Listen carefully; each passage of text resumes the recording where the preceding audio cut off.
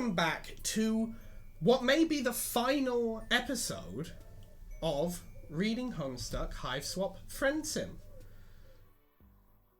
There's a bird outside. We got Mason, Arthur, and June here today. Hello. Hello. Hi.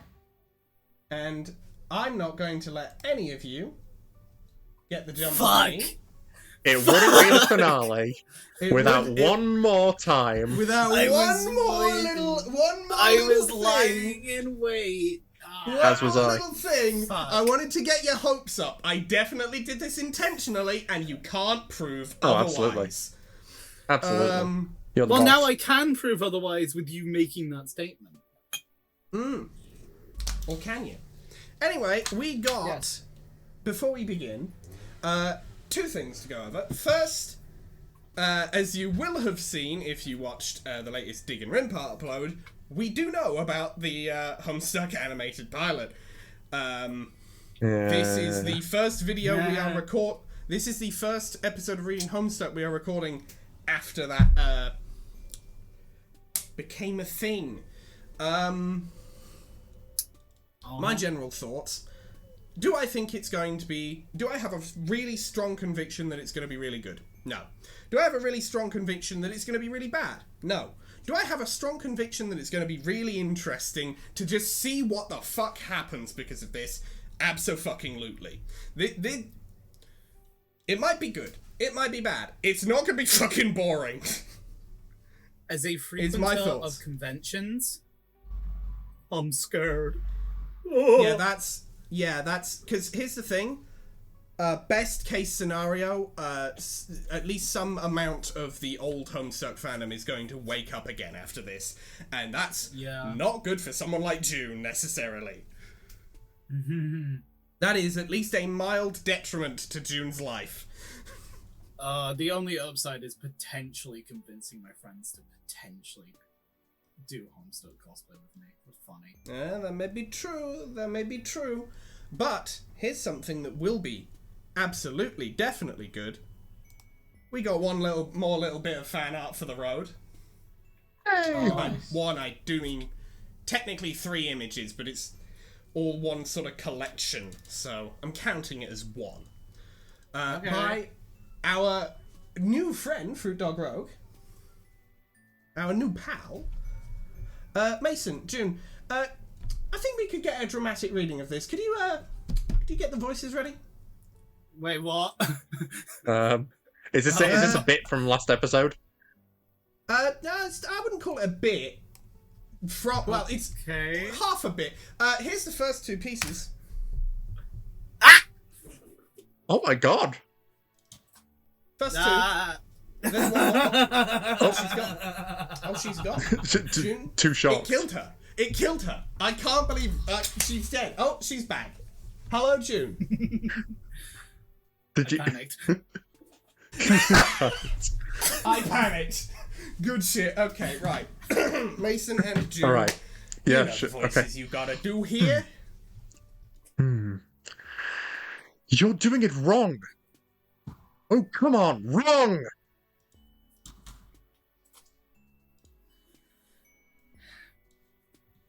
Getting the voice. Pulling it together. You imbecile! You're doing it wrong. Are you actually brain dead, or are you just trying to piss me off? Finally, yes. Tell them. Bzzt, wrong, idiot. Yes.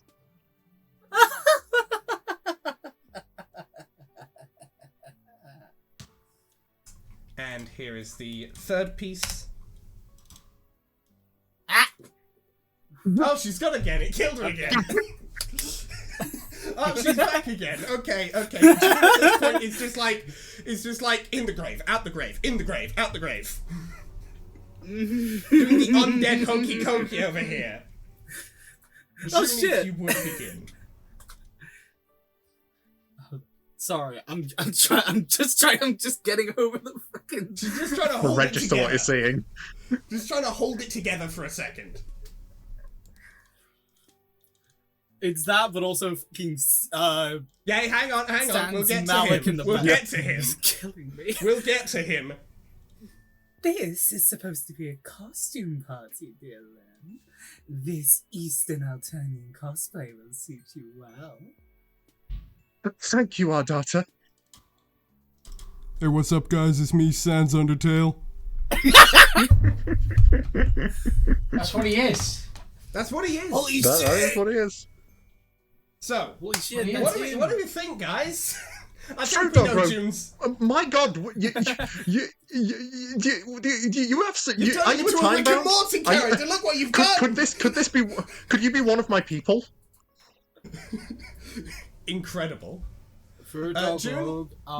in the most non-parasocial way possible of saying this, I love you. I appreciate you. This is thank you.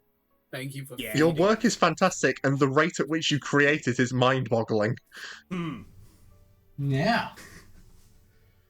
Because from If you audience commission, please audience hit me perspective. up. I would like to know.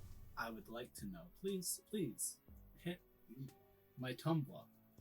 I will I check. assume you I want will my check their Tumblr. I will check their Tumblr after this recording and let you know if there's anything on there specifically saying commissions are open or not. If not, please hit my DMs and tell me.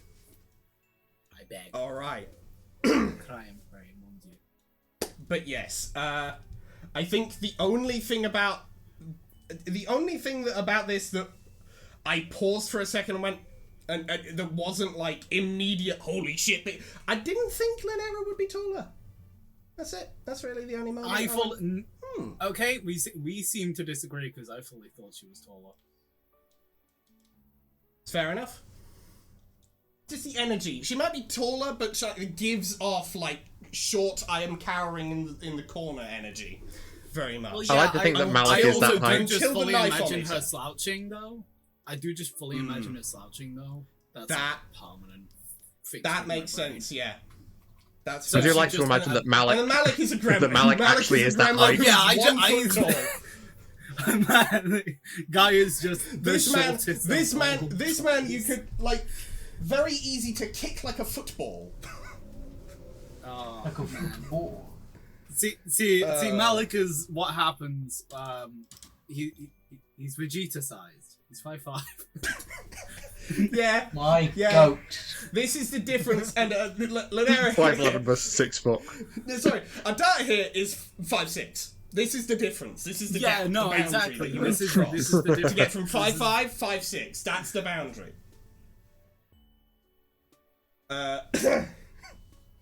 But yes, My beloved. thank you once again, Fruit Dog Road, for the Lindata fan art. For reference from Thank the you for audience's enabling perspective, me. this is about a week. This is recorded about a week after 35 Part 1 went up. So, Oh for yeah, you, it'll have yeah. been 2 weeks. For you guys, the audience, it'll have been 2 weeks since then. Yeah. Right. Well then. Well, With that I just noticed wonderful the fan fucking art. the fucking pride flags in our daughter's fucking profile picture in the live stream one.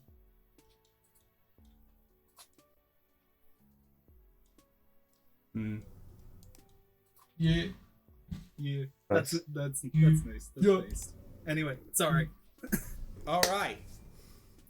And with that wonderful fan art now discussed, let us begin with the grand finale. Mason, you were going to do the narration on this, our last episode. Was that right? Yes, that is correct. Because that way we've all had like a bit of We've like. all had I mean, it, outside of characters showing up that we happen to voice, we've all had like a bit of an involvement in this final volume. Yes, indeed. And Arthur, you were going to do the voices for the characters here. Yeah. I like how they still left up the additional volumes will be released. Yeah. Yeah, they will they? Huh? Well, Well, no. 'cause See, that- we need to make the additional volumes of our troll sonus. He's onto something. We need to make volumes 19 through 22 plus question mark. Yeah. Yeah. Yeah. I don't know. Yeah. Anyway, MSP Alien just somehow ends up on after us. yeah, that would be interesting. That would be a bit of a paradigm shift. Mason. You crash landed onto a planet called Alternia. You staggered from the wreckage of your ship. You were desperate for information, for provisions, and possibly a bit of medical attention. But most of all, you were desperate for friendship. Is what you could say if you were written by a bunch of hacks who cared about the Aristotelian ideal of narrative unity. Possibly you could make some reference to a circle being complete in a thoughtless and imbecilic manner. Guys, I see. But we're all in this together, right? What do you say? All I said was, I see the circle. I see the See the circle. Thank you. Come on, then. Who gets it? He gets I don't get it. That's skill to get. But we're all in this together, right? And we've learned and grown enough to know that there's something deep and dark and absurd brewing beneath the surface. This really isn't about friendship anymore, is it? You've got enough friends. Now you need answers. You need... Oh, god damn it. This was just the intro screen. And now it is time for the final duo here. Basm and Baisley. Baisley Bark, my favourite Brint song. Oh, I remember this pathway. If I had a nickel for every time I met a short purple blood on this pathway, I'd have 3 nickels because There's 2 of them this time around. You've gotten pretty good at the old friend-making game by now, but even a old hand at palling around like you, a real platonic Lothario, has bad nights sometimes. Tonight was one of those nights. It's getting close to morning and not a new friend in sight. You'd met new people, sure, but none of your conversations had panned out the way you wanted them to. Every interaction had come to a close with your friend count no higher than when you started, no matter how many compliments, offers to help, and other tried-and-true friending strategies you'd whipped out. You won't stand for it. You're determined to finish out the night with at least one more new buddy's name in your little black friendship book, but with the sun's about to rise, you have to admit you're cutting it a little close. Suns? Does Altenia have multiple suns as well? I don't know if there's ever been a reference to there being a second or higher number of suns, but maybe it is. Maybe it is the case. Maybe it is not. I don't know. As eat minutes. Om nom nom, I love eating time. I am not meat. No, I am not. This is the new class. The new class, eater of time. The gourmet of time. As each minute ticks by, the sky gets a little lighter and the possibility of dying an agonizing, fiery death gets higher. I don't know why, I just thought of the Jet 2 Holidays lady. Nothing beats a Jet 2 holiday. Thank you for introducing me to that tune. It's perfectly fine. It's good. It's good shit. Maybe it'd be best for you to just pack it in and find somewhere to spend the day. You pick up your trusty palm husk and call up one of the many friends you already have to ask if you can crash. Hell, maybe Skylar will be up for sharing a Recuperacune again. The soothing ooze has kind of grown on you, and sleeping next to Skylar always makes you feel so comfy and safe. Does it now? Turns out Skylar is more than down with you coming over. Time to make tracks. You turn tail and hurry in the direction of Skylar's digs, but it's not long until you run into a distraction. Ooh, okay, alright. The Addams Family. Spooky haunted house. Any house that got a random upward stairway to a detached hang on a tower. second. This is Castlevania. I love shit, a house it's that Castlevania! inherently defies the laws of physics and sometimes That's just also really turn upside reinforced. down. I love a house that you need to turn upside down to get the true ending. Why is there just a Truly. pigeon? Truly, The pigeons a in the house house. that you could really hear someone Pigeon in the say, house. "Die, monster! You don't belong. You don't belong world." in this world. It's by my hand that I am once again given flesh. Anyway, that distraction is in the form of a house. It's a dark, crooked thing hulking close to the ground. Slatted wood walls, sloping roofs. Vines cling to it like dust and cobwebs cling to forgotten things in the attic. Oh, okay, that was an interestingly paced sentence. Something about it feels off. I hate how every time I hear "it's blank," my brain automatically goes back to the fucking Spursim thing where it goes, "It's blank and it's blank and it's blank and it's blank." Worst part about Spursim, honestly. Worst part about it of just like this is such an annoying formula. Please. It's because it's a Please do reference. something It's a different. reference, so I it can't be know. bad. No, it really definitely can. Fuck off, pigeon! Fuck these words, am I right? The pigeon's like, no, I like the reference. No, the pigeon is wrong and stupid. They should really do it 50 times in a row. They absolutely should not. I think we're It gonna have possesses to kill this guy. Yeah. It possesses a certain energy that sends shivers up your spine, making your hair stand on end. An instinct deep in your gut is telling you to give it a wide berth. On the other hand, it's shelter. Skylar's place is a ways off yet, while the house is right here in front of you. It could be worth seeing if whoever lives here is willing to put up with you for the day. Or put you up for the day, whatever. Nah. No fucking way. Well, Nah. Nah. nah. Okay. Yeah, no, that's not happening. Didn't you just establish that this place gives you the heaviest of jeebies? Plus, there's always the chance that the inhabitant will cull you instead of help you. You're sticking to your original plan, thank you very much. I wish it had just immediately cut to an end screen of us frying Yeah, some. It just cuts Immediate to the cut sky. the- To the. It cuts straight just to the that sky, exact right? same one, yeah. Yeah. But like somebody has very clearly gone over it and just written again in like red marker Yeah. on MS Paint. Firmly ignoring the house, you continue on your way. You make good progress for a while. Your maps app says you're heading in the right direction. Except... Oh, what the fuck? Why are you here again? Did you take a wrong turn somewhere? Uh-oh. Uh-oh.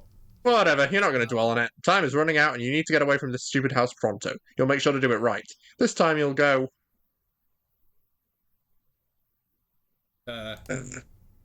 Left? Left? Okay, you split, breaking into a jog.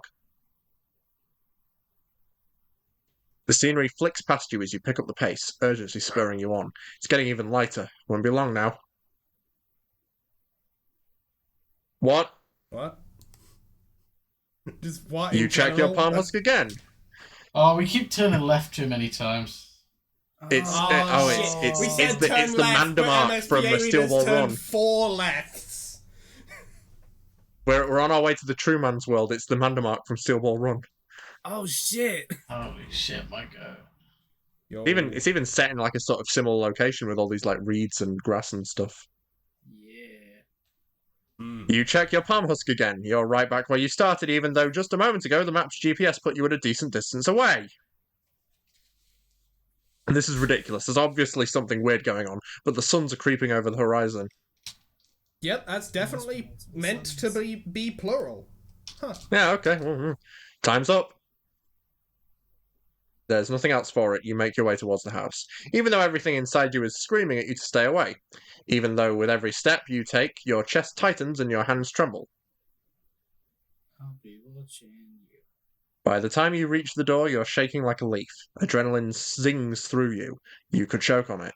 You want to run, but you force yourself to keep moving forward. It's a slow-motion race between you and the sunrise. At this rate, the suns will make it all the way into the sky before you can even knock. You drag yourself the rest of the way, stumbling into the front door. The door knocker is an intricate yet grotesque thing, an undulating tongue lolling out of a set of sharp teeth all in a cast iron. You grab the lumpy end of the tongue and bang it against the door. Nothing. Fuck. Maybe you'll get lucky and the door will be open. Out of options, you reach out and turn the doorknob. You can feel the first licks of sunlight against the back of your neck. Is it just you or is your skin starting to blister? But today's your lucky day. The door opens. You should feel overjoyed at your life being spared. Instead, your focus is fully on how the roiling in your belly has bloomed fully into nausea. In the distance, inexplicably, is the peal of sirens, an insistent whining noise that only continues getting louder. You shouldn't have come here, but it's not like you had another choice. You might as well see what awaits you inside.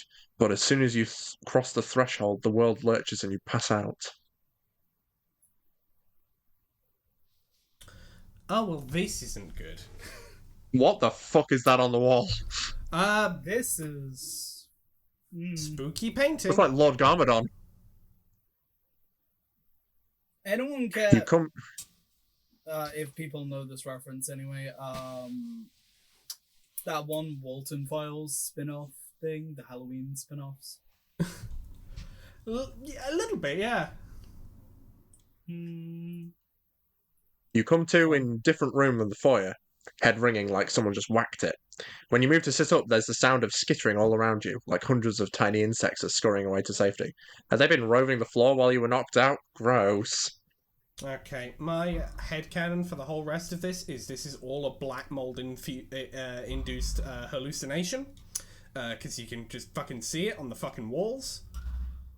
Oh my god! We're J.K. Rowling. No, we're not. We really are. Let's not make that connection. No, whoever lives in this house is.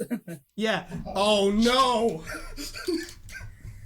I have to say something awful on the internet. Oh shit. J.K. Rowling. Should I take my leave now, guys? Janet, you have to say something.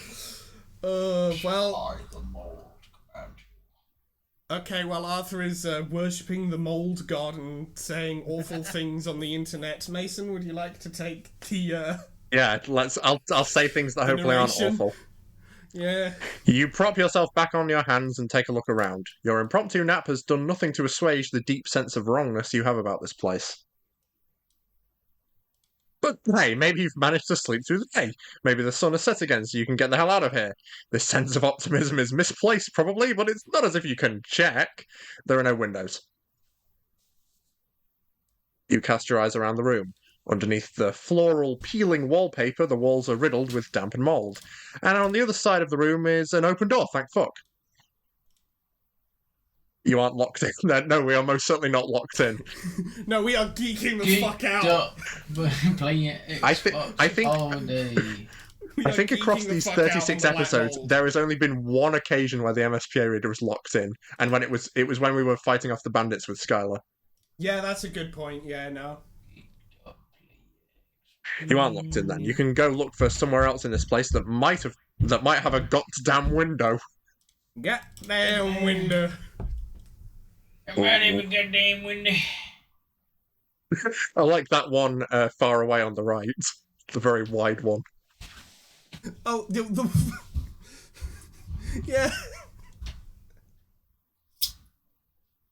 You step into a long, winding corridor. That's not winding, that's a straight line. It's so cramped you feel almost as though the walls are closing in.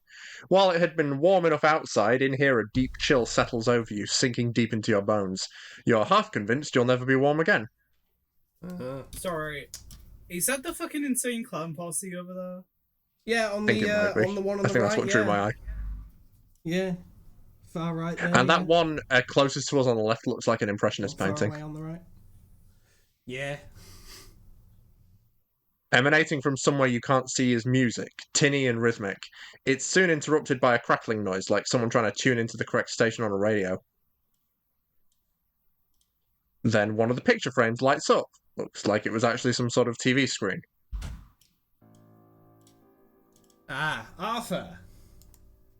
What was the voice you were planning to do for these anomalous individuals? Not that it massively needs to be written down now, but I was going to do, I think we settled on like a softer Russian for one and then a harder Russian for the other.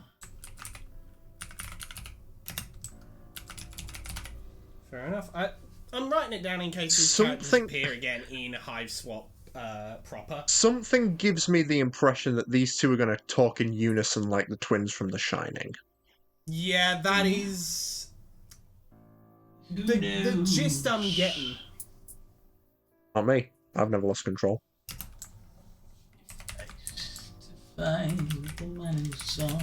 Harsh and soft, comma, guess.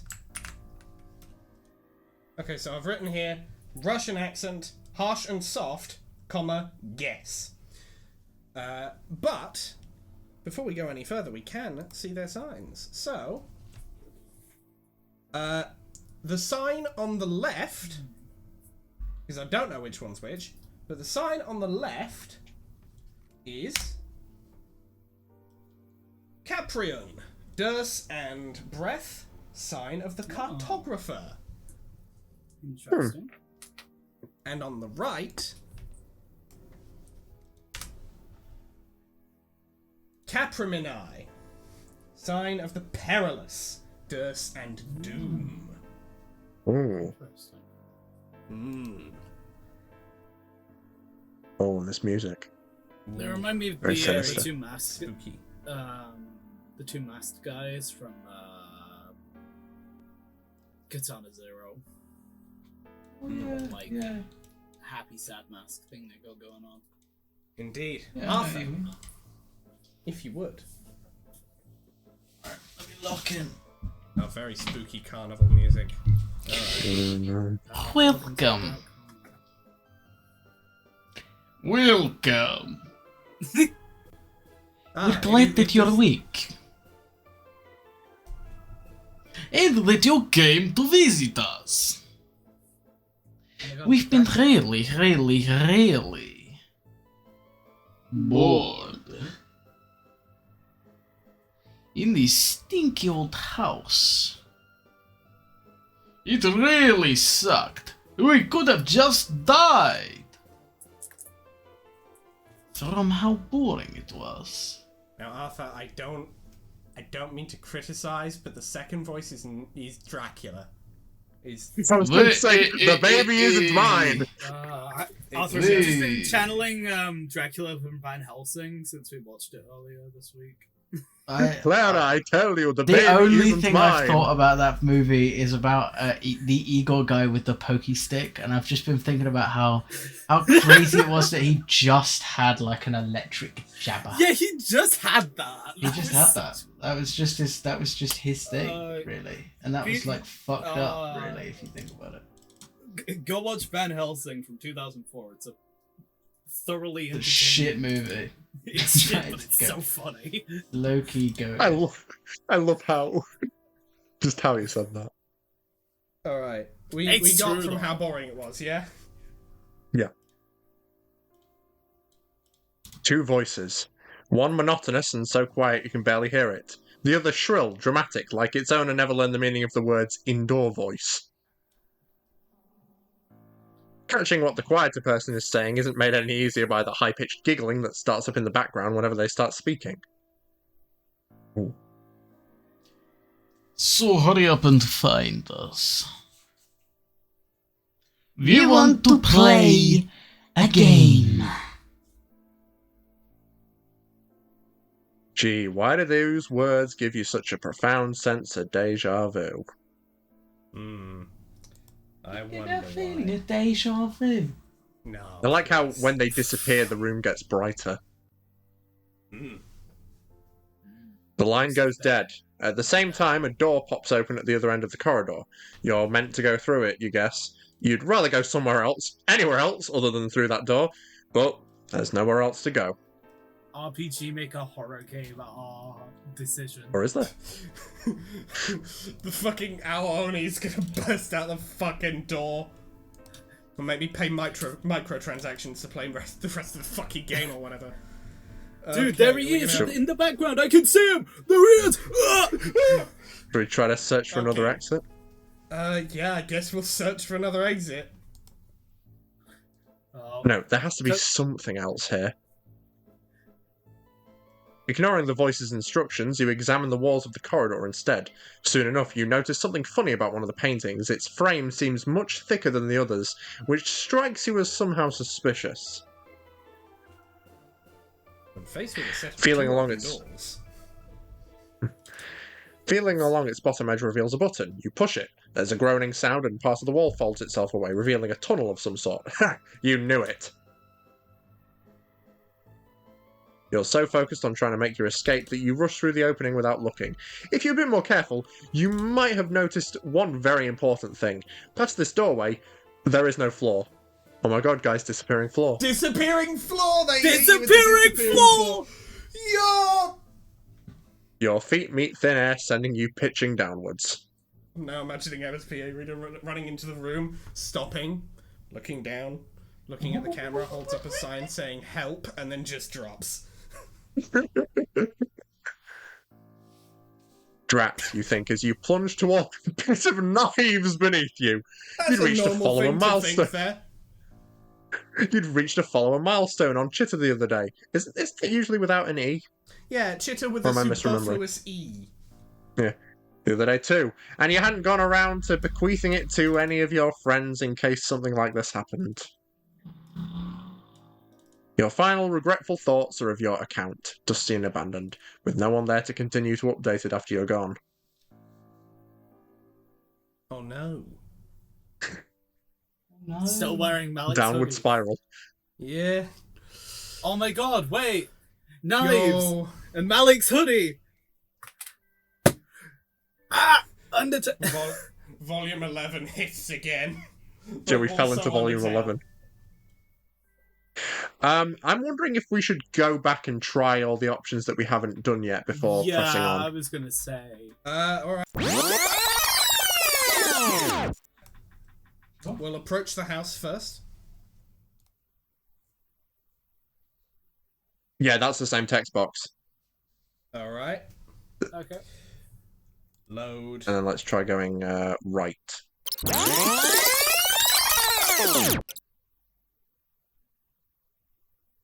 Okay, you split breaking into a jog. It might have a different... Nope. This is the same. No, one. that's the same. Okay, right, well, yeah, okay. Our choices don't matter. Our choices don't matter. Whoa!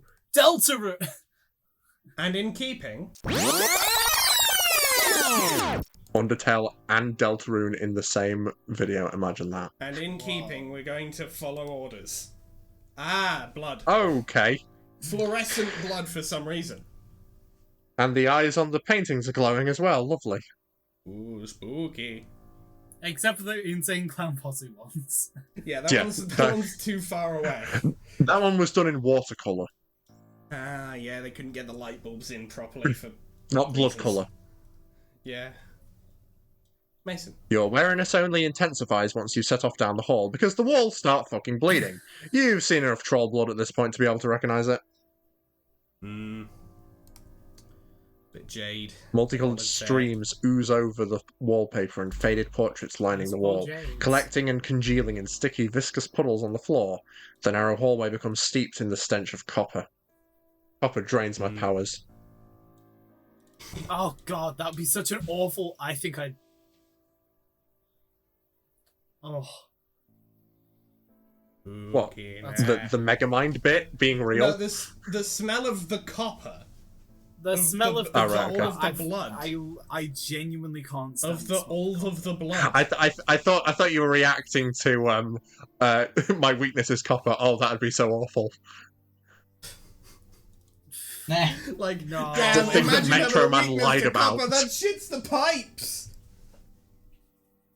You Yeah, walk no, faster, I but the was streams of thinking blood follow to you, this- sluicing down from the ceiling as quickly as you walk.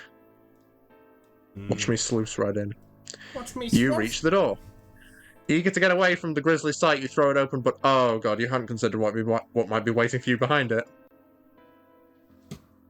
What if these two shady characters plan to torture you, tie you up and steal your palm husk, texting embarrassing messages to your friends while you can only look on in horror, helpless and unable to intervene? Anything but that. You can stab me all you want, but don't you dare send an embarrassing message to Linera. No, let's be average, honest. Let's be honest. No, it's Linera. I think if Linera saw MSPA reader saying something weird to her, she'd just be like, "Nah, I've said weirder. I've said weirder. It's fine. I don't mind." That's a real honestly, one. I'm not gonna judge. That's a real one. I don't care. This statement just reminds me of like when two streamers are doing like a head-to-head you laugh you lose type thing, and they're like debating on what the punishment should be. There's always like some unhinged option, and then just I get to send funny messages on your Twitter account. I get to And post, usually they go I with get that to post an out of pocket tweet. Yeah. Oh, the circus. Dark circus. It's too dark to see anything. All you can do is fumble and feel around with your hands. Getting out of the room again is a no-go. The door swung shut behind you as soon as you stepped inside. Seeing a lot of bladed things in the wall as well. Yes. You shuffle forward on wobbly legs. The floor feels unstable somehow, like it's going to open up and swallow you at any moment. Like it's going to open up and disappear at any moment. Yeah. Disappearing floor. Would it be a good idea to call out to see if anyone's here? You manage a feeble hello? Your voice echoes. Soft laughter reverberates back in response.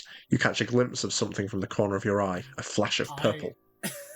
Okay. Purple guy! Purple guy! I almost did something for a second though. What did you almost do there? Yeah, I love that video so much.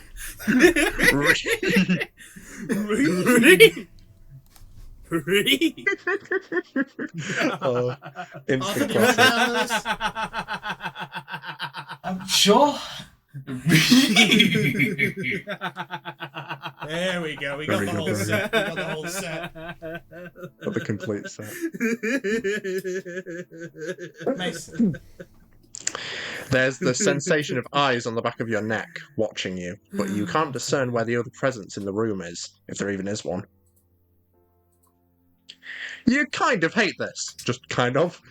Of all the shitty welcomes you've received, this one takes the cake. You have to get out of here.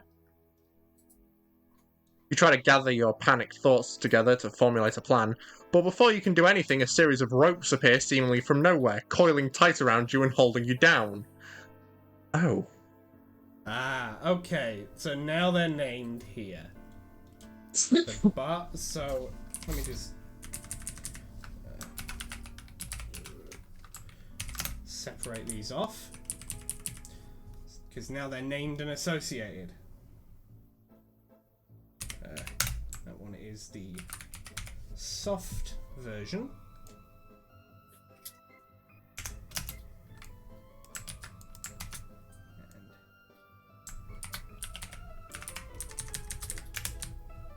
By the way, Arthur, did you see my mood message? No. We try and read. Yeah, Vaganda.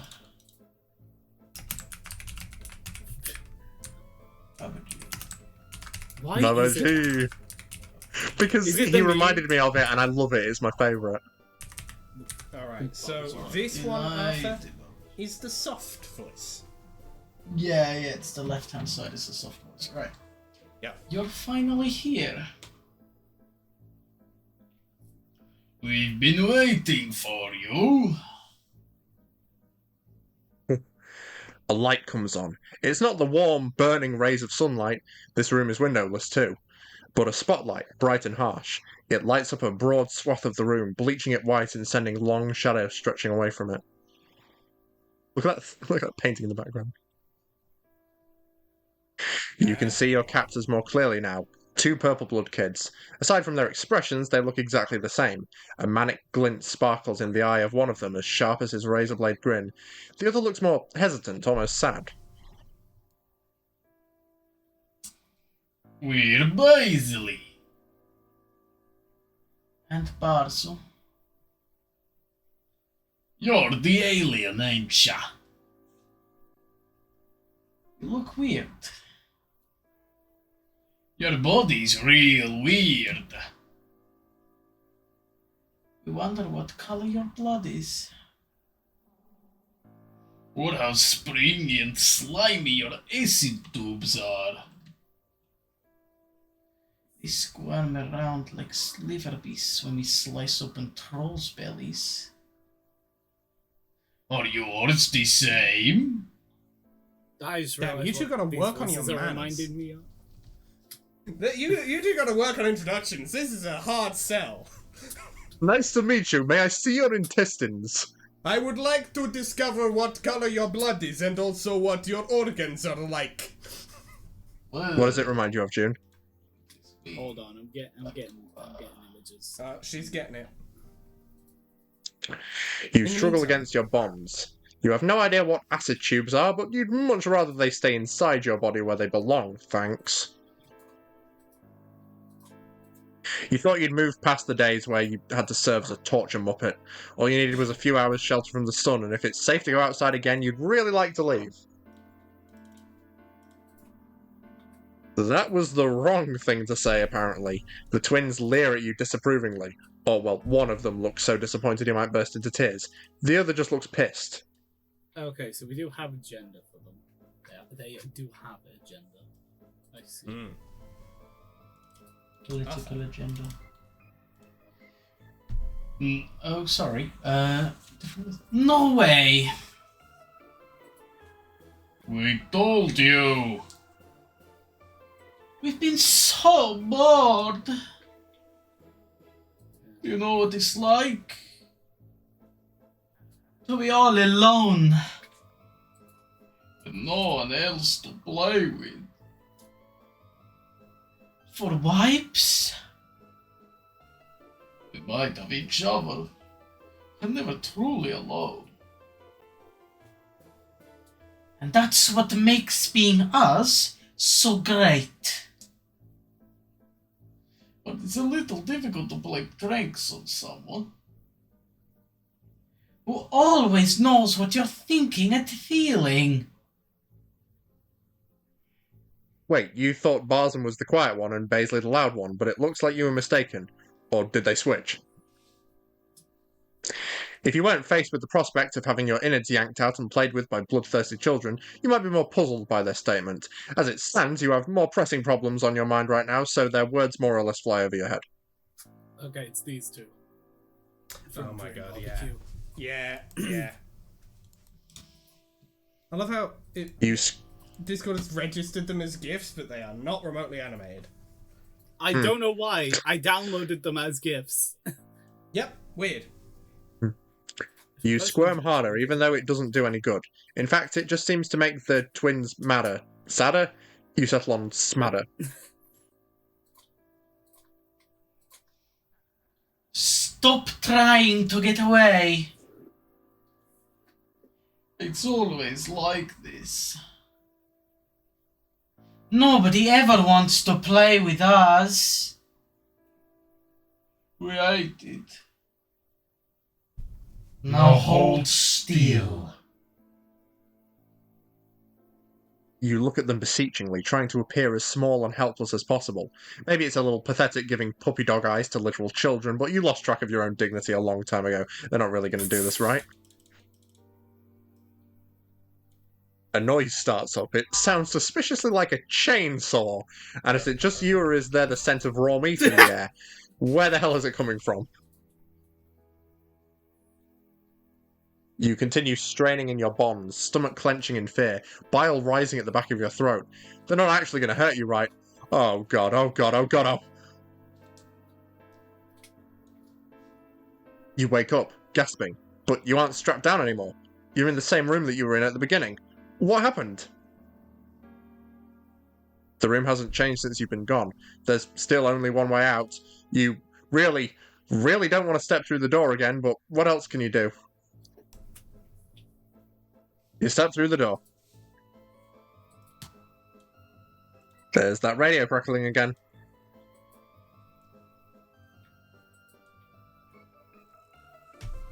Arthur?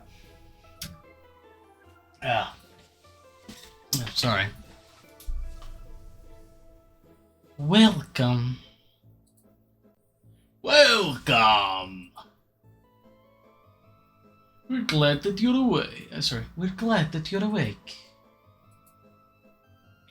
Their little greeting goes on just like it had before. A pre-recorded message, maybe? Your heart pounds as you step through the second door.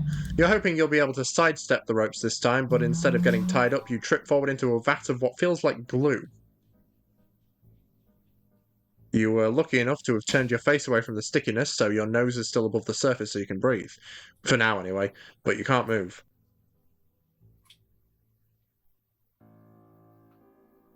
You're finally here. We've been waiting for you. They're acting like it was the first time all over again. What is this fuckery? Are they messing with you? You met already, minutes ago.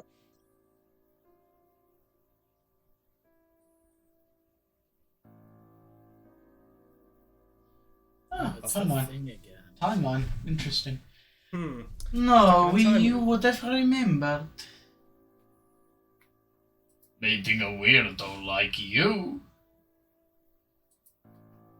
Stop trying to trick us. Then everything goes black for a third time. And here you are again.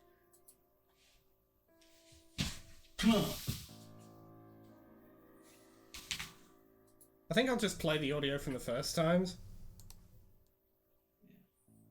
Are you for real? Silence Jackson. This time you get shoved into a box. You're pretty sure you pass out while you're in the middle of getting buried alive. You come to in the room you're beginning to think of as yours yet again. You pass out 5 times, 10, you begin to lose count. You never pass out at the same point during the twins' shenanigans, but it inevitably happens, and you always end up right back where you started. The worst part is that while your conversation with the twins stays the same, the way they trap you changes. You get trussed upside down from the ceiling, dunked into a water tank, scrabbling to get out while your lungs begin to burn from lack of air. Every time you black out before you can die, but you've almost died dozens of times by now, and it's really beginning to stress you out. You have to be stuck in some sort of time loop. You see this sort of thing on in movies all the time, and everybody knows that movies are the best points of reference for one's actual life. Definitely. The hero wakes up to the strains of an old pop song playing on their radio, and reminisces over their childhood journals, which sends them back in time where they have to stop a crime before it happens. Or maybe you were thinking of a different movie. Anyway, your point is that you have to find a way out of the time loop. Hopefully you won't have to do anything too wild, like stab your past self and then throw your own bloodied corpse out the window. That would really, really blow. Dormammu, I've come to bargain.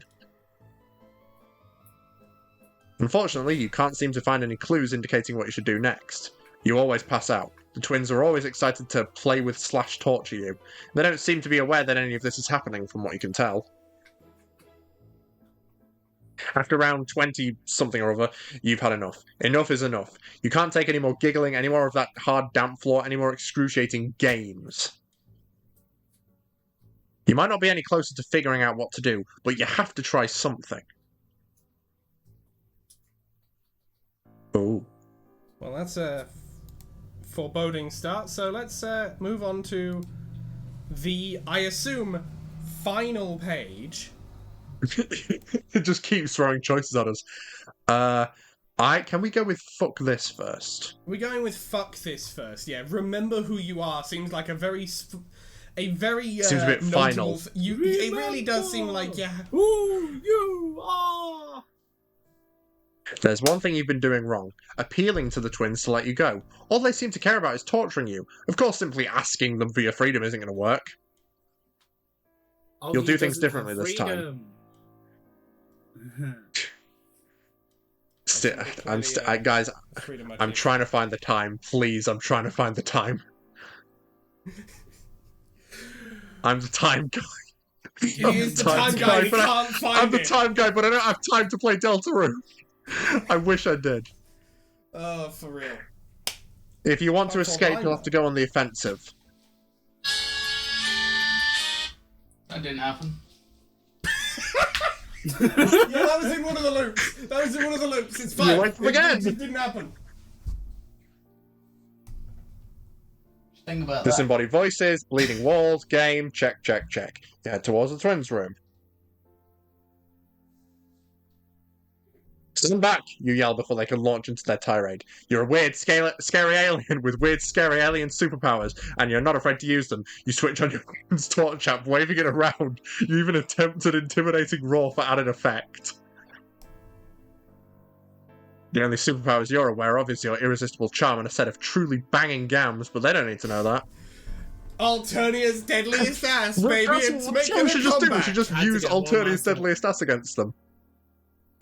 Yeah, for real. Your gambit works. They don't cower in fear exactly, but they're bamboozled enough for you to look frantically around the room as much as you can with your paltry light source. There, an air vent with a loose grill. Here's an idea, though, actually. The house is clearly falling apart. It's clearly old and rotten and shit. Just do a Mario 64 ground pound onto the floor. Yeah. You'll definitely fall through to the ground floor. And with an What ass if like there's that, knives you're on the ground cushioned. Well, if there's knives on the ground floor, you time loop. It's fine. You just memorize where the knives aren't. That's what you do with the time loop in a I don't need friends. I have knives. I'm If you're in out a of death knives. game scenario and you've got a time loop ability, you just memorize where all the things that don't kill you are.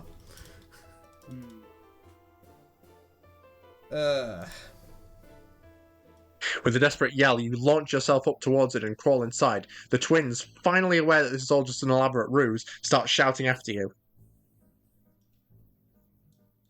The twins' indignant voices start to fade as you wriggle deeper into the dusty guts of the house. You can't have very long. It's only a matter of time until the diminutive terrors climb into the vents after you. Or maybe they'll run ahead and then cut you off via one of the other rooms the vent's connected to. They must know the layout of the house better than you do. Seal Crawl out vent. the vent. You crawl out the vent and it's a fucking Five Nights at Freddy's security office. Hey, glad you came back for another night. I promise things will be a mean, lot this more was- interesting this time. Much to your surprise, though, you re-emerge at one of the outside walls with no trouble. It's dusk, not day, for which you mutter a quick thank you to your merciful overlords. From here, it's a simple matter of picking your way down the vines until you get to the bottom. Once your feet touch the ground, you start running. When you cast one last wild glance back over your shoulder, you catch sight of them, your captors who you've successfully hoodwinked. They're standing in the grand front doorway, screaming. You have no idea why they aren't coming after you, but you don't question it, pumping your legs until they're burning. Oh, they can't leave the house. It's a good thing you spent all that time jogging with Stelzer. You've gotten really good at running away from your problems. You're real. Wow. You stop running once you can't see the house anymore. You're a little surprised that getting away turned out to be that simple, but you know better than to look a gift huff beast in the squat gaper. We're gonna get back to the house immediately. Yeah, we're gonna just be like, I got away! Take one turn, I'm back at the fucking building again. Please stop. Ouch. Relief Please floods through stop, you in waves. MSPA reader. You... How do you know my full name? You did it. You got away. You slow down to a leisurely walking pace, pulling out your phone as you go. Excuse me, phone? Palm husk, thank you very much. If you're gonna use the terminology on some dumb fucking Yeah, turn come of on. phrase, you can at least use it on the fucking thing you just used to escape. Come on. Methinks that find and replace missed that one. You have a slew of texts from Skylar, who's been wondering what happened to you after you never turned up. Her invitation to come over and hang out still stands, though. Oh boy, you can't wait to finally make your way over there and chill with her. You'd never play favourites among your pals, but you have to admit, you hold a particular fondness for Skylar. Her whole thing where she always makes sure not to cause you any bodily harm, that definitely has its charms. Hooray! You keep walking, but after a while your stomach starts to sink. It's been half an hour and your surroundings don't look any different. You should be closer to Skylar's neck of the woods by now. Yeah, the hooray was a little presumptuous, I think, unfortunately. Yeah. It was a little, It's not until you catch sight of a weathered wall all wound with ivy that you realise what's going on. I'm back at the fucking building again. It's the house again. You're still stuck. You're not going to be able to leave its grounds no matter how much you walk. You might have escaped the house, but whatever curse of or time-space witchcraft this is isn't confined to within those walls. You're in a pocket dimension of some sort, and you don't know how to break out. Oh dear. So now you can either return to the twins, since they're the only company you have out here, or make these bushes your new best friends. You look dolefully out at the miles of scraggy underbrush before you. You'd probably best get used to gazing at nothing but this, since it's all you're going to be seeing for a long, long time.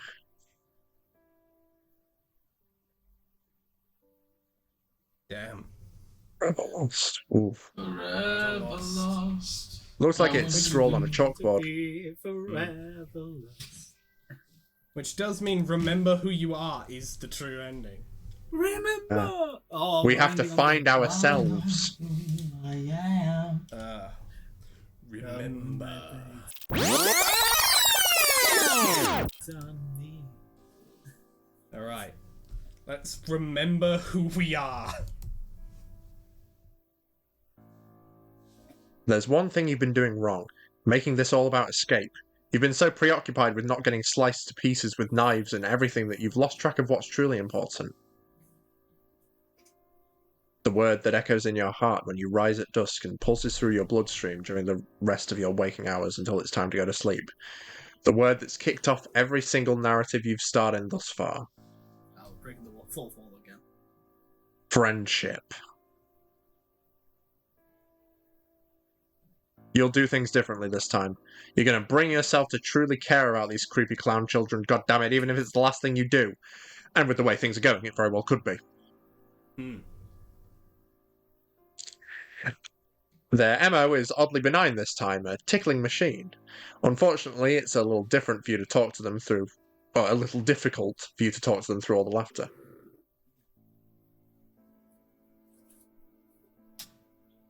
What are those noises they're making? Oh, they're using a tickling machine, I see. Yeah. That's what it said. I thought that was some kind of metaphor. No. No, literally just a weird machine to literally tickle a people. machine that does tickling. Yeah, I got that. I think they're trying to tell us something. Miraculously, the tickling stops. You wheeze, trying to catch your breath, hoping to God you haven't peed. You've managed not to wet yourself out of fear until now. It'd just be the worst to have broken your streak due to laughing too hard. No, sorry, MSP Arena, but we have wet ourselves before. Yeah, sorry, buddy. In myriad alternate timelines, you have pissed in Vine Pant. What is with Purple Bloods? Yeah, well, no, here it is. The smoking gun. What is it about clowns and you divesting your body of waste? Yep.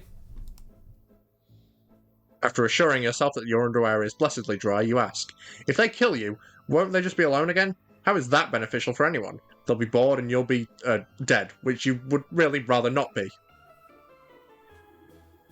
Their creeping, saccharine smiles transform into matching expressions of confusion. Barzan puts a finger to her chin, cocking her head to one side as if deep in thought, almost like a puppy. Under any other circumstances, you might even consider it cute. What are you talking about? We don't want to kill you.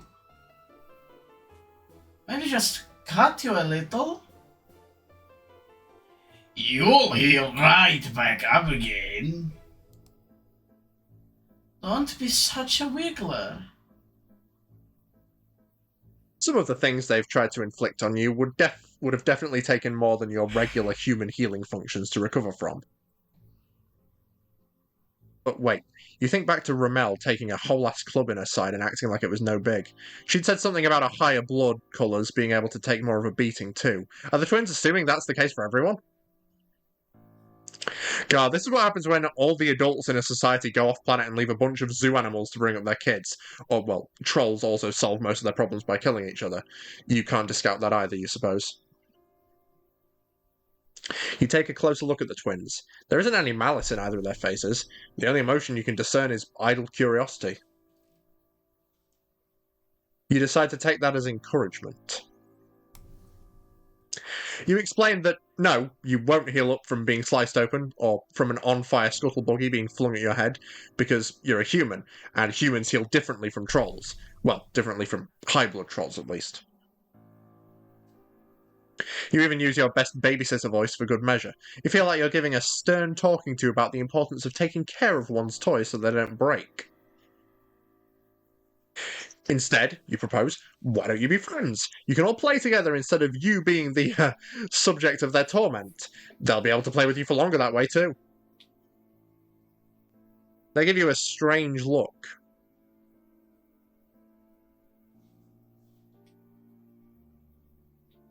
Friends? What's that? That's the Oh, that's saddest kinda thing sad. I've ever heard. Damn. Actually, no, The MSPA people- said far sad. Yeah. Do people not agree to be their playmates very often? No. Usually everyone runs off in the other direction. So we have to catch them. Or trick them. That explains a lot. You think you're beginning to understand. Oh, they're poorly socialized, even for troll standards. I see. If they let you down, you can try and show them what you have in mind. They do. They actually free you. They turn all the lights on in the room too, so you can finally see everything in it.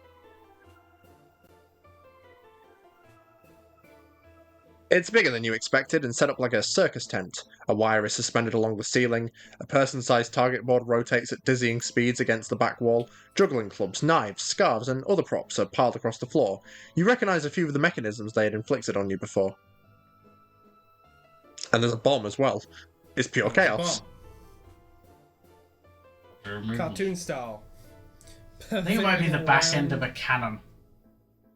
It might be. Yes. Might be the back end of a cannon. Either way, yeah. explosive implements have been stored here. So, what else did they do with all this stuff? Yep, cannon. They're still staring at you as if they aren't quite sure how to deal with you engaging with them voluntarily. You're feeling pretty tentative yourself. Yeah, from the look of the cannon, Tentative. it looks like. From the look of the cannon, it looks like they tried to fire a few low bloods out of it, and it didn't go well for the low bloods involved. This whole interaction seems incredibly precarious. You're afraid that if you make a misstep, you'll end up back in the tickling rack again.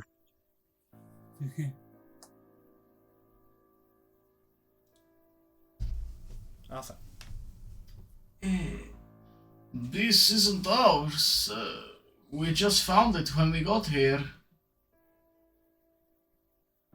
But it does look a lot like what's in our hive. We can do shows. And stunts. And huff black mold from the looks of things in here as well.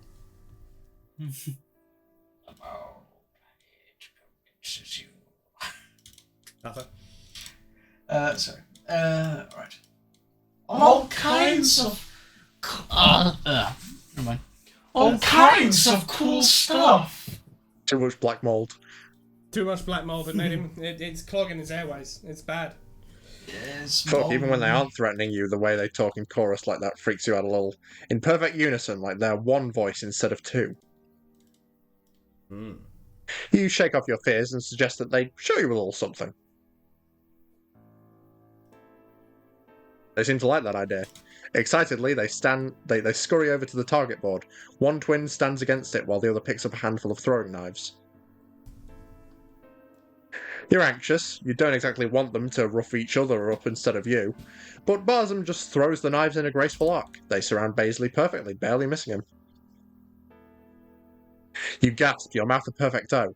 The twins seem pleased with themselves, laughing together like they're sharing a secret.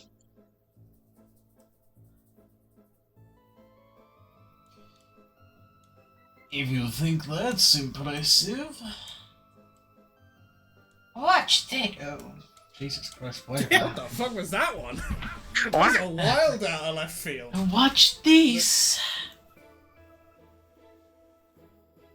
They execute a sick flip on a pair of trapezes above a bed of swords, make a daring escape from one of the contraptions they trapped you in. They move similarly to how they speak, perfectly in tandem with each other. With the variety of obsessions you've seen among your friends, it figures that it was only a matter of time until you met someone who made a hobby of risking their lives. It's not too out there compared to cage fighting, you suppose, or collecting saucy East Alternian figures. Mm-hmm.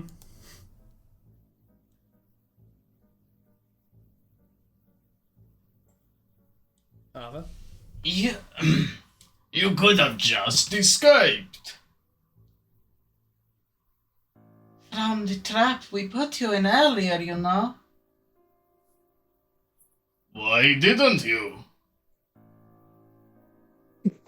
Barson and Baisley, I'm a little stupid, I'm a little dumb. I'm a little stupid, I'm a little dumb, also I've got these weedy little arms. You laugh nervously.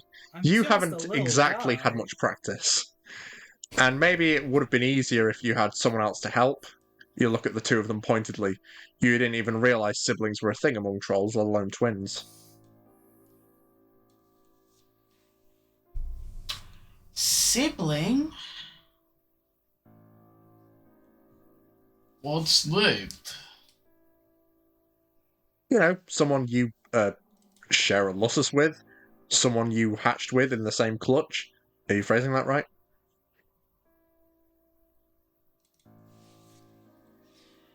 We do share losses.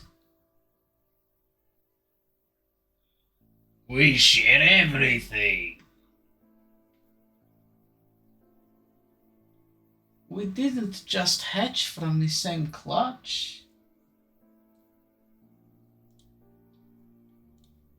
We hatched from the same egg. Oh, so yeah, trolls. Twins. Twin trolls.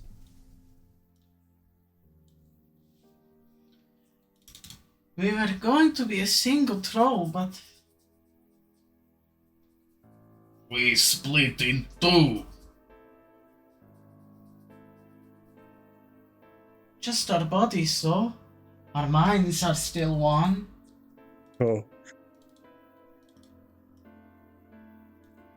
One person, two bodies. We're one and the same. Okay, maybe siblings aren't a thing on Alternia after all. Being literally the same person is quite a bit different from the human concept of twins or siblings. Somehow this leads to them telling you all about a number of exploits they had with some of the other kids in their neighbourhood. One story led to another, and soon you're recounting some of your own adventures too. They particularly love your attempt at giving an impression of Nikki, clapping and crowing as you get into a dramatic power stance and flex your flimsy muscles. Okay, so what we've learnt today is MSPA Reader doesn't do a good Brooklyn accent. Yeah. I'm fucking walking here. It sounds like You can't I'm help but- fucking walking here. You can't help but feel a little proud of yourself. You feel like the guy on Jurassic Park who walked into the Velociraptor den all, "Be chill, my dudes," and they actually listened to him. Besides, there's something great about making kids laugh, even kids who were trying to murder you less than an hour ago. The twins are in the middle of talking about a prank they'd played that they found hilarious, and that you've been trying hard not to grimace in horror at when you feel it. A certain change in the air. Didn't they mention they had been stuck here?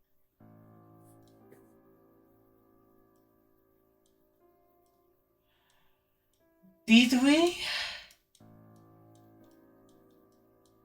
Yes, we have. When we try to get out the door, some sort of force pushes us back. You're the first of our person we've seen since we got here. You have a hunch that that might have changed. Why don't you all try again? They look at you skeptically.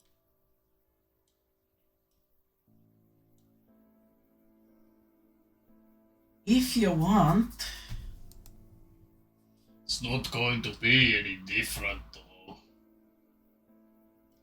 You just tell them to trust you. You look at the front door. The twins are crowding you from either side, clinging onto your arms and edging so close it's like they're trying to burrow into you. Ready? They nod. You push against the door.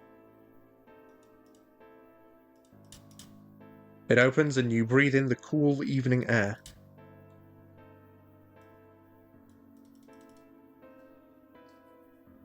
Not so fast. We've gotten this far before. You won't be able to go any further.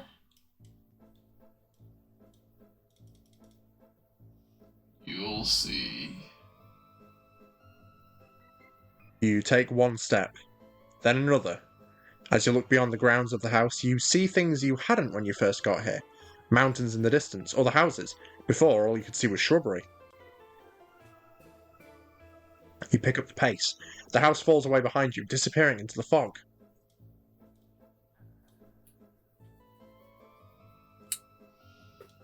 Oh, You did it. you actually did it. We can finally leave. They swoop in to grab you, hugging you hard. The curving horns of their masks almost stab you in the cheek. These things are a bit of a hazard when their wearers only come up to about where your chest is. They keep talking before you can get a word in, pulling you forwards and shuffling you along between them. It looks like you were right. It wasn't just enough to save yourself, you had to save them too. You don't know how, but the key to making this little patch of universe obey the rules of reality once more was friendship all along.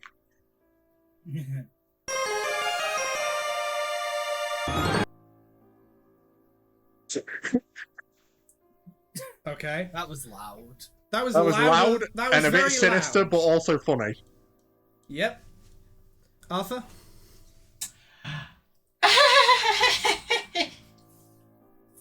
You should have seen your face. Your shit, your gamp chop's terrified. You heave a sigh as their innocent, incessant giggling surrounds you like so many playful ghosts. Yes, yes, you say, very clever. They were the ones behind all this nonsense, weren't they? You start guessing somewhere towards the end that you wiggle your hands vaguely, all the time stuff. They sure scared you, alright.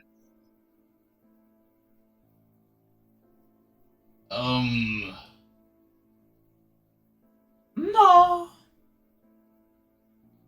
That wasn't us. We were talking about the... Bloody walls and creepy sounds. None of that was real. That was all us. That was all.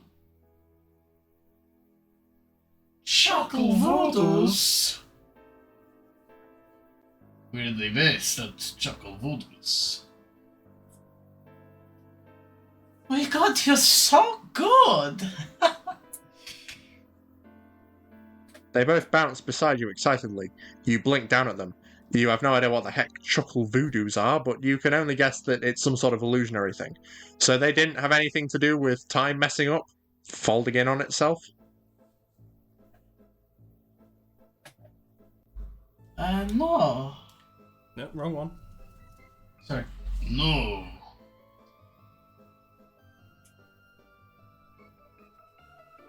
We told you. We've been trying to get out of that stupid house. For wipes. Still don't know what a wipe is. I think it's their equivalent of a day. Maybe like a...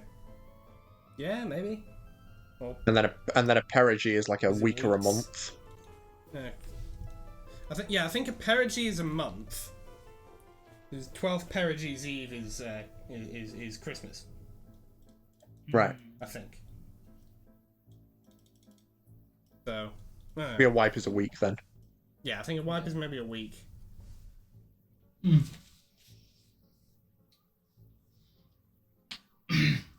Maybe even a perigee. Did you really think? That was our hive? Our place is so much cooler than that. So much cooler than that dump. Yeah, I was about to say, that's Doofenshmirtz. That's one shit again. When did one shit get here?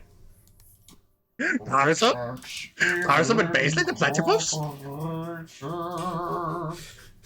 Visit their actual hive? You have your reservations about that, but you can't find it within you to say no as they eagerly pull you along, one twin tugging your hand, the other looping an arm in yours. You look back at the house one last time. You have no eye clear. No eye clear. No eye clear. Okay. I kind of combined clue and idea there. Eye clear. Fusion. You have no clue whether the twins are lying or if they're telling the truth. What really caused what happened here. But right now, you're content enough knowing that you'll never have to see this place ever again. Yeah. Do you want to understand? Oh.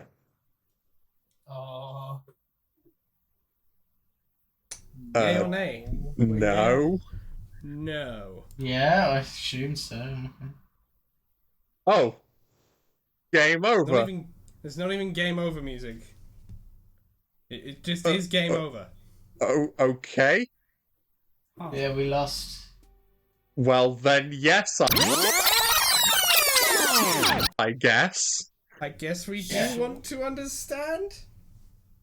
Yeah, surely. Why is this in a Oh. dialogue box but narration coloured? I think I know who this is. Well, because it's the guy. Of course you do. Your sort of creature always does. You're worn out. Last night was, well, it sure was something. You lived, probably. You learned, definitely. You made choices, you had to. And after all this time, here you still are. So after a day of recuperation from rages and houses of horror, you're out walking the streets of the place you may as well start calling home. You've changed out of your party gear, opting for your old hoodie standby. It fits the mood you're going in. Or you're in. You're not really looking to meet anyone new tonight. Well, like, you wouldn't say no, probably, but you're not jonesing for it. Only a little. It's complicated. Oh. After an indeterminable amount of minutes of aimless walking, you look around at where you've ended up.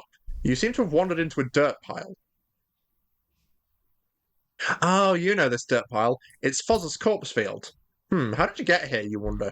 You're pretty sure you were just on the other side of the city, with no particular desire to come anywhere near here.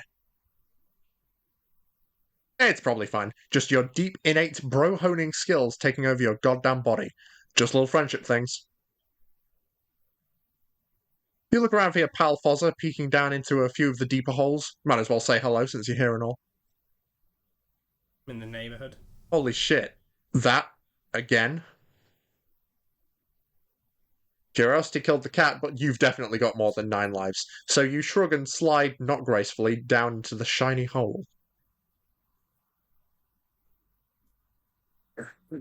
Fozza is nowhere to be found, but there is a window down here.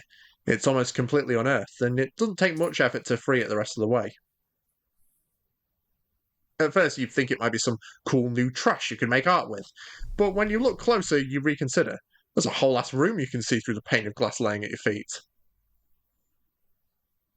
That's weird. Weirdness isn't typically a deterrent for you, but usually there's at least some causational coherence. Doors are in walls, walls surround rooms. You aren't used to finding parlours in ditches. Mason? You read the whole line. I read the line. Oh, there we go. Oh, he cut out for me.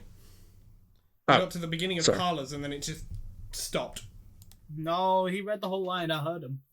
Well, yeah, I mean it cut out. I'm not saying Mason just stopped Read the whole mid-line. line, Bart. Read the whole line, Discord. Is there a latch or something? Should you do a polite little knock? There might be friends in there. Damn, you could really go for some friends right now. Is there protocol for approaching ditch window? Allow me to stop you there.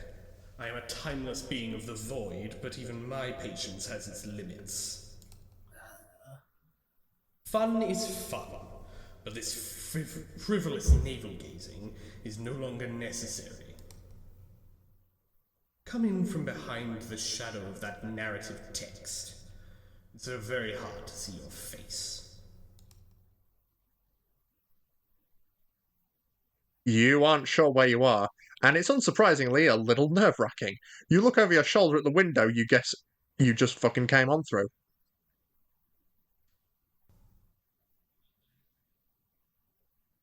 The Alternian sky is framed by the edge of your dirt hole, and the knot in your stomach loosens a bit. Hopefully that means this is a two-way portal. Uh-oh. You turn to look at your surroundings, and oh! There's someone here.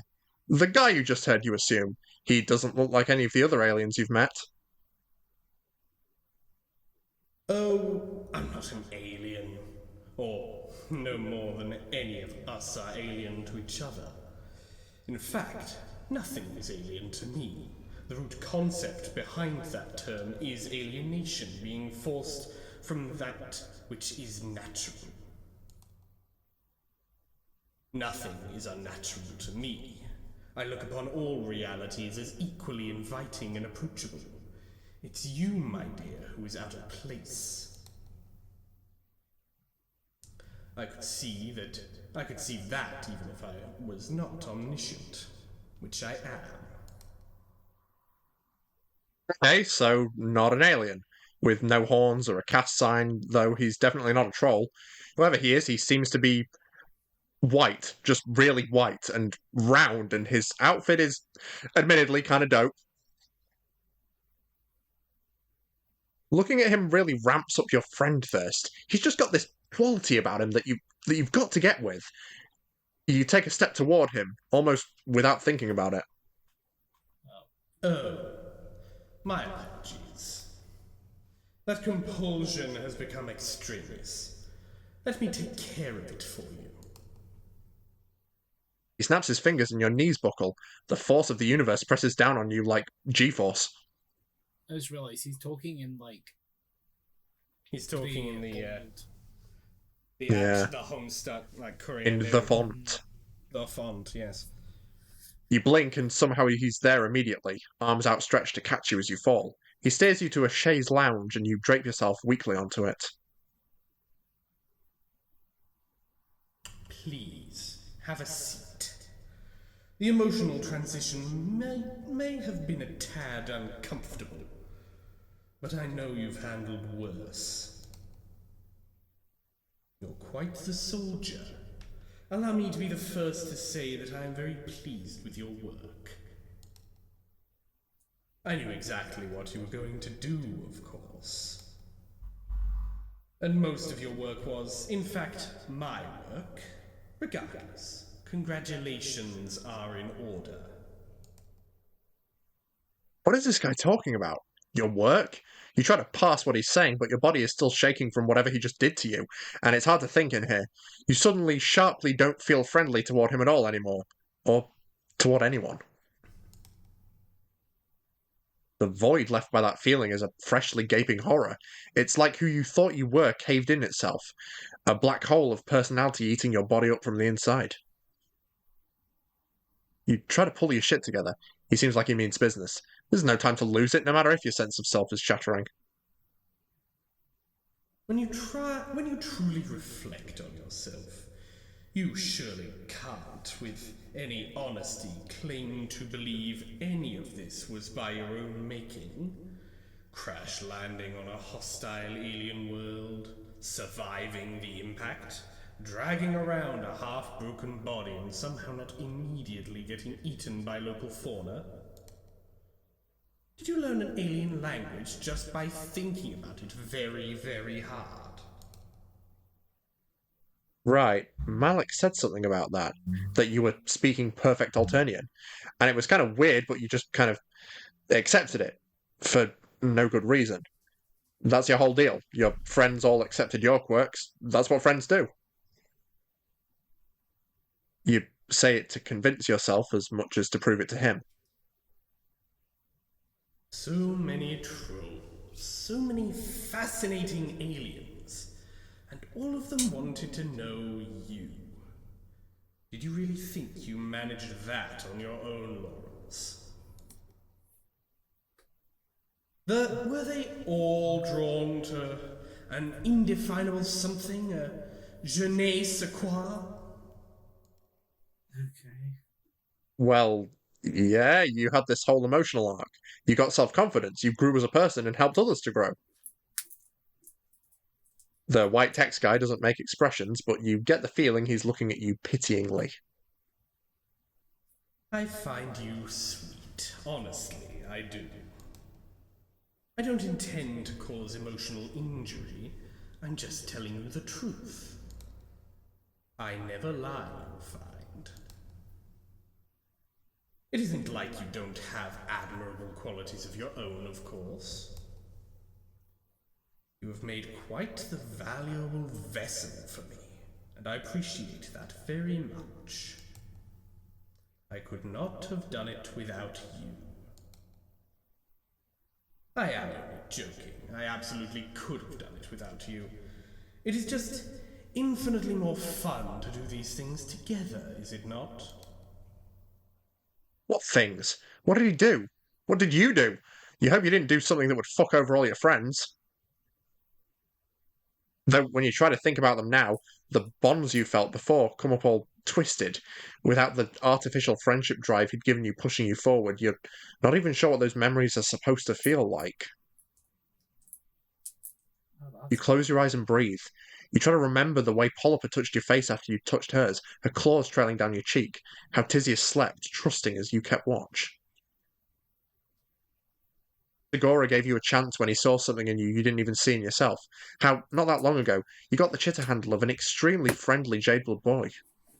Yeah, maybe that one's a bit wrong. Maybe that one's gone wrong. Those moments are like the memory of warmth to you now.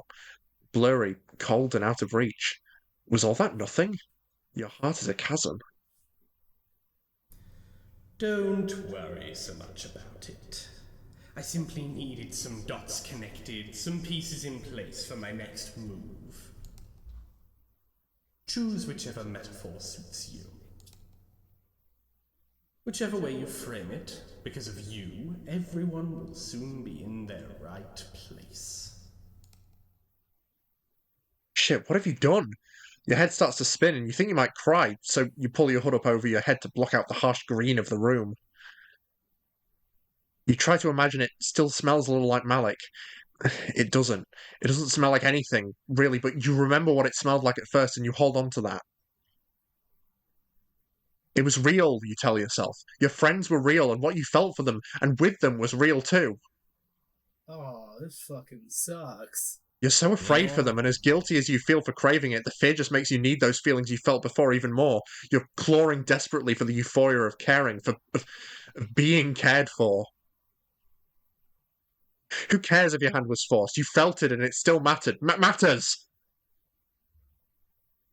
You remember how you felt watching Chixie perform, bathed in light and righteous anger, and also how you drunkenly commiserated with her later when... No, that's not right. That didn't happen. Except you still remember how hungover you were the next day. Just when you started making sense of things, the whole fucking world shifts under your feet again. You just can't keep up with all this moving real estate in your brain. Ah, yes. All of the resets. Annoying, but necessary. You are just indescribably bad at keeping yourself alive and in one piece. You weren't quite as adept at befriending aliens to start out with. My intervention was necessary to keep you on the right path. Time and space mean very little to me, but I had to move quickly and again repeatedly. Swipe some incriminating note-taking here, befriend an impressionable young upstart there, anger a collar bear, inspire some bandits, you know how it is. You have to throw the temporal spaghetti at the wall to see what sticks. I'm sure if you look back, you will be able to see traces of my deft touch. So a few memories may have slipped through the cracks here and there. Timelines tend to collapse in on each other if you aren't careful. Your ability to mentally withstand such an event, and so often, is a testament to my acumen in choosing you for the task. You even almost caught on a few times, which I must say I was not expecting. You almost listened to the silly little girl who likes to dress up in big coats and cause me trouble. And as always, some bystanders end up caught in the crossfire. The one with the shovel, for instance. I doubt his mind will ever be the same. A pity. You sit up straighter and clench your hands into fists. Over the course of this pompous monologuing, you've moved past fear and grief and onto deep, globe-chafing rage. How dare he do this to your mind? To your friends' lives? What was so important that one white orb asshole had to fuck with the destinies of everyone you've grown to care about? There are answers out there, and you deserve them, and so you demand them. Adorable. Kill yourself. Yikes, you shift on the chaise lounge so as to better hide your famous legs from this creepy round fucker. Oh, calm down. All of you and your adherence to societal expectations and archetypes. Perhaps one day you could just learn to take a compliment. Besides, I was being condescending. So you demand answers. He sighs theatrically. You aren't sure where the noise is coming from. He doesn't even have a mouth. How is he even talking? How the fuck does anything work at all? I knew you would, but I find explaining myself incredibly tedious. Suffice it to say, I am a man with many boards and fields of play. And although there are countless ways to move the players around those boards, some are doubtlessly more entertaining than others. You are simply one pawn among many. I won't bore you with the details. Doubtless you are aware of the greater contextual framework of this story. The hell you are? You aren't aware of jack shit. Your head is full of question marks. Oh, of course, how thoughtless of me. See, yet another unfortunate side effect of the limitless conversing with the narratively limited. He taps a thumb and forefinger to his orb. Perhaps it would suit you better to understand gradually. And when I say gradually, please understand that I mean it. You won't be leaving. But yes, I do believe this will clarify some things for you. This way, please. He opens a door and gestures inside. There's light coming from in there, but it still gives off the vibe of a dark closet door in an unfamiliar bedroom at 3 a.m. You're afraid, yeah, but you want to understand even more. You stand up and take a step, conscious of the movement of the muscles in your legs. With the rosy sheen of your friendship hypnosis or whatever the fuck he did to you gone, the sensation of moving your own body feels heightened. Important. Yours. There's probably a version of you that would try to turn him down, or that would fight or run or take a nap on this surprisingly comfortable piece of antique furniture. You even consider rushing back to say goodbye to somebody, anybody at least. But you know there isn't time to click through all that bullshit. those tributaries flicker in your mental periphery, so tangible you can almost see yourself choosing one, but you pull your focus back to your present and look him right in the orb. You just have to trust they'll remember you, because the you've become after this journey, after all this friendship and growth and death and time, that you needs to understand. You owe it to your friends, but even more, you owe it to yourself. You've found your river, and you're going to see where it leads. So you follow him. Sit here, please. In the interest of expediency, I will leave you to your own devices while I go deal with an expected but entirely unwanted guest. It shouldn't be too hard to pass out the truth on your own. All you need to do is read a brief webcomic. It's Oh my opened God. up Homestuck in my browser. It is opened up, and you want to know what the best part is? What's the The best image part? is missing. The image is missing because it's taken me to www.homestuck.com/story, and the image just isn't loading. Hey, isn't it funny how they're like fighting back against the unofficial Homestuck collection? Yeah, I mean, you can still get it off GitHub, so that's good. It's just not got its own website. Kind of takes the wind out of that finale there. Also, there wasn't any music. There wasn't any music, and it jumped. There wasn't any music, and again, it did jump. No end screen, just jumped straight back to title screen. Huh. So, this is definitely going to. I think I might make this 2 parts. I might make it 1. I will decide in the edit. But, well then, gang, what did we think of this episode? Neither was I. Oof. Yeah. I mean, like, Real. the stuff with Barsman and Baisley was fun. It was interesting. I like those two. I liked them. They're alright. I like the sort of creepy, like, looping time stuff. I feel like that's kind of like Yeah. something that was very much in the cards as soon as we started doing time shit. The stuff with Doc Scratch, fuck Doc Scratch. I fucking hate that guy, as does I think everyone. And the worst part is, like, I'm pretty sure that there is a music track. I think there was supposed to be a music track, and it's a really good piece of music. It's called Worst End. I think it's supposed to play during that scene. We just didn't hear it. Huh. Well, that's weird. Clearly my copy of Friendsim is bugged, but weirdly only bugged for the ending, because as well, I do happen to know that I'm preparing for the making the best of compilation for this thing. I do know there is supposed to be an actual end screen for Bars and Baisley's good ending, and it just didn't fucking load right. It just kept the two of them on a black background, and jumped straight to the epilogue choice. So that worked. Fun. It didn't work. It's bad and dumb.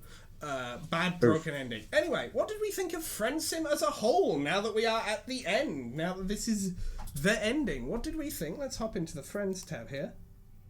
What did we think of Friendsim What is that altogether? in the bottom corner? Which bottom? The bottom right. That's the MSPA reader looking at a computer. Read a short little webcomic. That's the final ending. Whoa, let me tell you about this reference.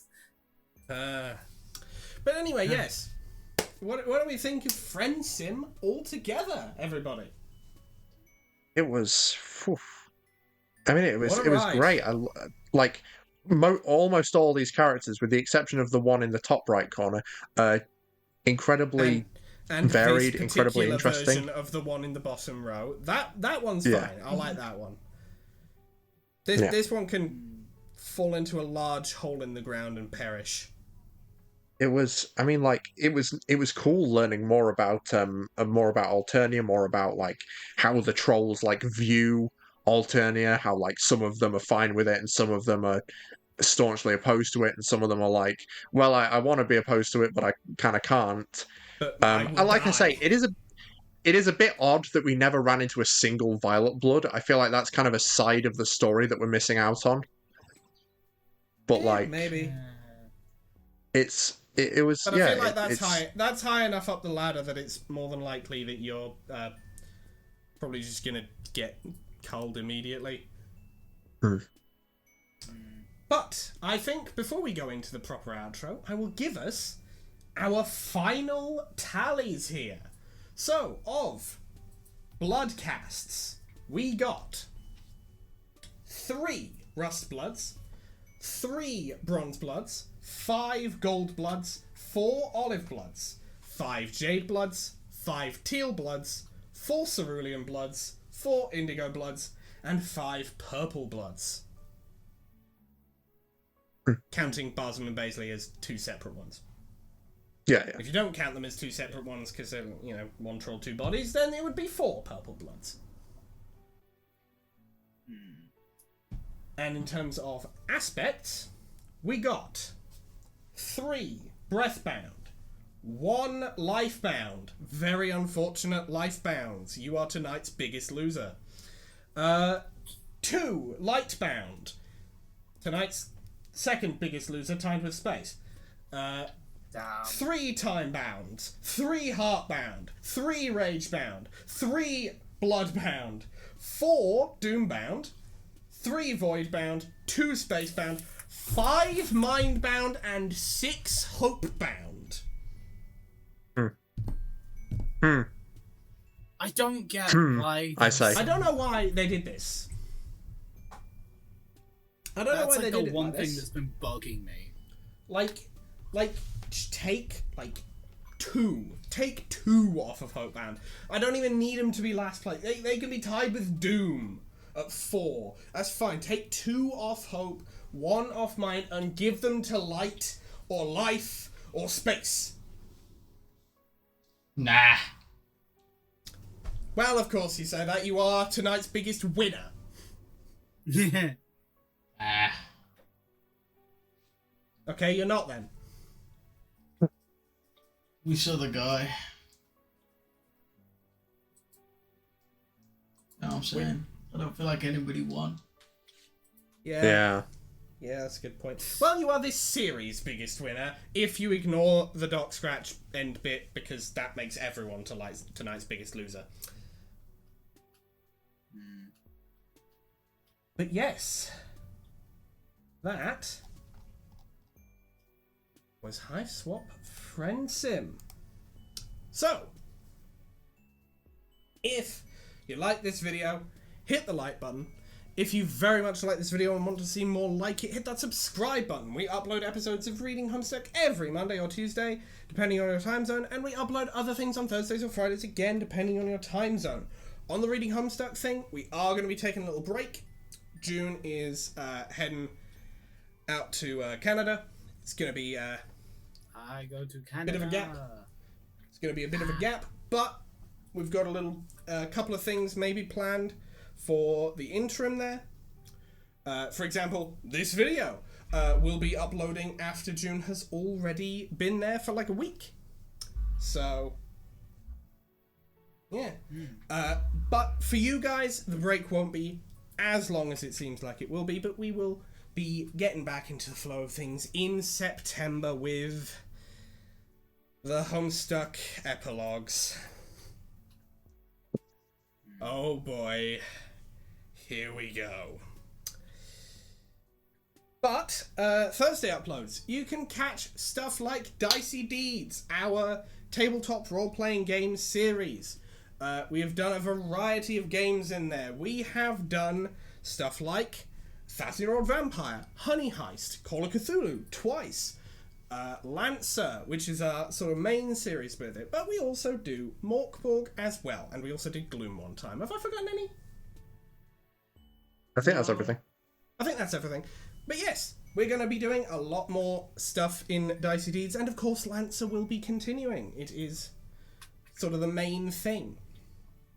You can also catch Diggin' Rinpa, our Danganronpa parody board game improv comedy thing, where these three basically make up the rules as they go, and I just kind of go, okay, I'm gonna decide rules as I go as well. It's basically, imagine a Dicey Deeds, but with the structure of nothing. No structure, it just sort of happens at you. And we also do Writing Homestuck, our Trollsona fan troll fanfiction thing, where we have made a bunch of characters, and we're putting them in situations.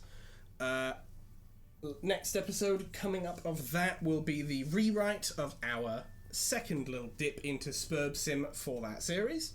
I specified for that series because we did another one, but yes, you can check that out. It's a good time. You can also follow me on Tumblr and on Blue Sky. On Tumblr, I post all of the stuff that I make for Writing Homestuck. You can also, on both platforms, send me asks, send me DMs, send me whatsoever you choose. Send me fan art if you want to make some fan art.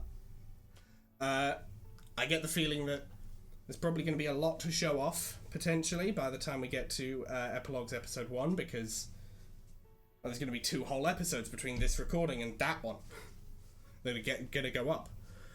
So that'll be fun, potentially. But yes. YouTube does sometimes eat comments. It's very frustrating when that happens. So, if you really wanted to send something to me, you can send it over there, and I will actually be able to see it. You can also follow June on Tumblr, Blue Sky, and on Instagram. June. Yeah, you can find me on those places. As mentioned before, I'm going to Canada, so don't know how much posting I'm going to do until I'm back, but who knows? Maybe, just maybe, I will film some stuff while I'm at the convention I'm going to. So I'm going to Fan Expo. Wahoo! Ooh. I'm gonna meet so many voice actors. Fun time. They got Neil Newman and a bunch of other people. And I don't know how I missed this, but Neil Newman voices a character that isn't Astarion, who I really love. So, yeah, he voices Xeon from Xenoblade Chronicles 3. I don't know how I didn't know that up until now. Huh? Neat. Yeah, he voices the man who's autistic about farming potatoes. Well, not a bad thing to be autistic about, you know, you're providing. You're providing for your community. Yeah. Anyway. Indeed. You can also follow Arthur on Twitch. Arthur? Yes, so, yeah, I stream on Twitch. God, it's been a couple of weeks, actually, just because I've had things on the weekends, but I should be. I just want to, I'm streaming Amori, and I'm looking to finish it soon. It's been like 2 weeks since I've streamed, but I think I'm near the end of that game. Yeah, let's not make any promises about this week, because this week is 2 weeks ago. Yeah, exactly, yeah. So, I've literally no idea, but I'll try. Anyway, yeah, twitch.tv/PENNEDIAIG. Start at anywhere from 6 to 8 p.m, but I aim to start for like 6:30. That's GMT, by the way. And stream for maybe 2 hours, 3 hours, if I'm lucky. Yeah. Please come down and join me if that's something that appeals to you. Indeed. And Mason, do you have anything you wish to say at the end of this here, our final episode of Reading Homestuck Hiveswap Friendsim? I want to say thank you all so much for watching. We've loved making this, and we hope you've enjoyed watching it. Yeah, it's been quite a ride. Thank you for the fan art. We absolutely adore it. Hell yeah. Yeah, we've we've got stuff on the horizon. We've got more Lancer, more Dig and Rimper, and well, I'm looking forward to the epilogues. I know that there's been a lot of mixed feelings on them. They are I'm more just contentious. I'm more just excited to be consuming more Homestuck media because I've really if we compare to how I was when I first joined the channel, I've learned a lot and I'm excited to keep learning. Indeed. So I guess we'll see. Indeed. And I don't think there's anything else that need be said other than, well, yeah, the ending there, the epilogue there was pretty bad, but we did have the Spirit of Lingdata to help us through it. Thank you once again, True Dog Rogue, for that. Thank you so much. It was awesome. Hell yes. I was half expecting June to just leave the call again at the mention of Lingdata, but we will see you in the next video. No, my brain shut down. That's fair. Bye. That's fair. But we'll see you in the next one. Bye. Bye-bye.